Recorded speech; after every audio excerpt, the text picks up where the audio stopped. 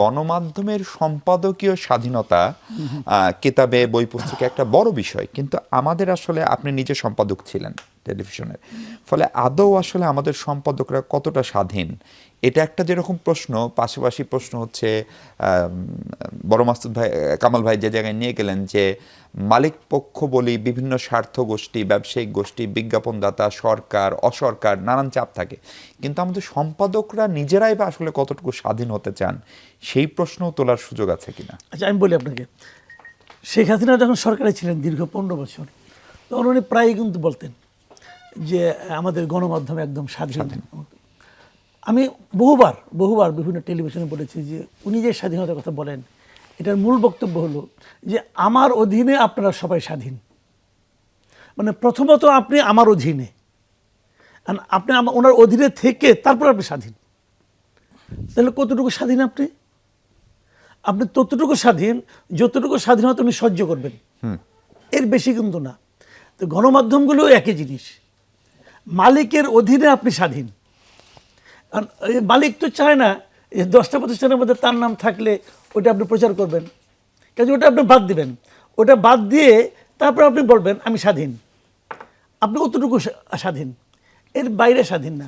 আমি মাঝে মাঝে বলি না, আমি এটা নিয়ে অনেক লেখাও লিখেছি বিভিন্ন জায়গায়, যে আমার কাছে গণমাধ্যমগুলিকে মনে হয় আগে যে জমিদাররা লাঠিয়াল পালতো না, এদের কি কাজ ছিল? খাওয়াইতো, দাওয়াইতো, স্বাস্থ্যগ্রস্ত বানাইতো। এদের কাজটা কি? হাতের মধ্যে একটা লাঠি ধরাই দিত যে আমার সম্পদ রক্ষা করার জন্য অথবা আরও সম্পদ অধিগ্রহণ করার জন্য তুমি শারীরিকভাবে আমাকে হেল্প করবা। শুনতে খারাপ শোনা যায়, আমাদের সাংবাদিকরা এখন ওই লাঠিয়াল। বুমটা কিন্তু লাঠির মতো দেখতে, বুমটা লাঠির মতো দেখতে, কলমটা হয়তো ছোট লাঠি, আমরা বেসিক্যালি লাঠিয়াল। ভাই আমি একদম 2022 সাল পর্যন্ত আমি চাকরি করছি, সাংবাদিকই ছিলাম 2022 সাল পর্যন্ত, তাই না?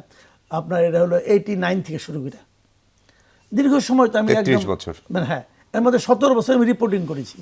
আমি আমার অভিজ্ঞতা থেকে দেখেছি যে মালিকের পারপাস যে ভালোভাবে সার্ভ করতে পারে সে হলো ওই পত্রিকার স্টার রিপোর্টার, ওই পত্রিকার সবচেয়ে সুবিধাপ্রাপ্ত রিপোর্টার। একবার আমিও সুবিধাপ্রাপ্ত রিপোর্টার ছিলাম, দেখেছি আমি। এবং মালিকে মারামারি হতো, বেশি দূর যাওয়া দরকার নেই। আপনার এই যুগান্তরের কথা, যুগান্তর যখন সমকাল বের করলো তখন আমি ওই সময়টা আমি জনকণ্ঠে ছিলাম। জনকণ্ঠের যুগান্তরে কী নিয়ে বিরাট লাগা লাগলো। তখন গোলাম সরোয়ার সাহেব ছিলেন সমকালের সম্পাদক। জনকণ্ঠে প্রতিদিন ফার্স্ট পেজে জনকণ্ঠে একটা লেখা ছাপা হইতো সমকালের বিরুদ্ধে, আর প্রতিদিন সমকালে একটা লেখা ছাপা হইতো জনকণ্ঠের বিরুদ্ধে।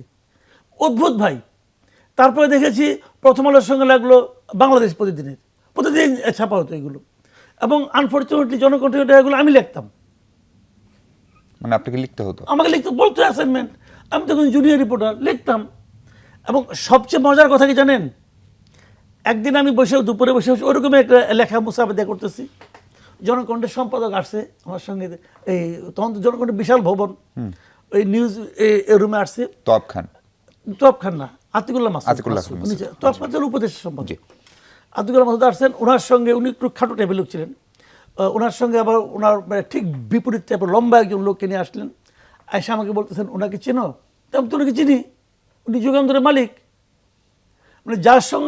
যার ব্যাপারে আমি গত 1 সপ্তাহ ধরে লিখতেছি এবং ওই দিনও লিখতেছি, সেই মালিককে নিয়ে উনি আসছেন, আয়সা আলাপ করেছেন। বলতেছে যে আমার লেখা সব কিন্তু ও লেখে। দুইজনে খাতির হয়ে গেছে।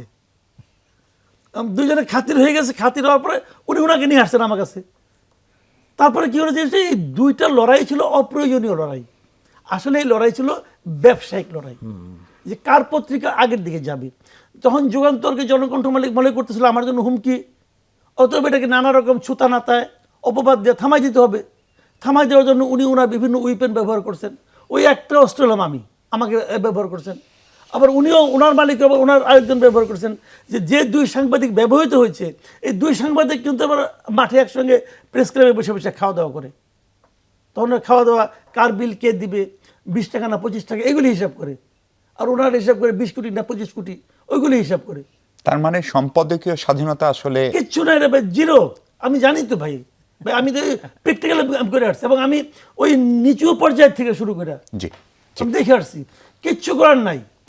টিভিতে ছিলাম আমি বাংলা ভিশনে, আমি বলি আপনাকে বাংলা ভিশনে, কোথায় চট্টগ্রামে কিনে পীর সাহেবের কি একটা ওরস হবে, ওটা টিকারে যেতে হবে। তা আমি বললাম ভাই এটা টিকার হয় কীভাবে, এই পীরের নাম তো আমি শুই নাই, দিতে হবে, কারণ ওটা যে ফিনান্স ডিরেক্টর ওই পত্রিকার, সে হলো ওই পীরের মুরিদ। মানে ফিনান্স বাংলাদেশের- ডিরেক্টর যে পীরের মুরিদ, সেই পীরের ওরসের খবর যাবে না, তাহলে টিভি করে আমার লাভ কী হলো? হিসাব বাই সিম্পল। এবং এটা এখন কথা হলো কি, ওই যে টিকিটটা যাচ্ছে ওটা কি পীর সাহেব দেখতেছে নাকি তার মুরিদ দেখতেছে? তাবক দর্শকদের দেখতে তারা বাধ্য করতেছে।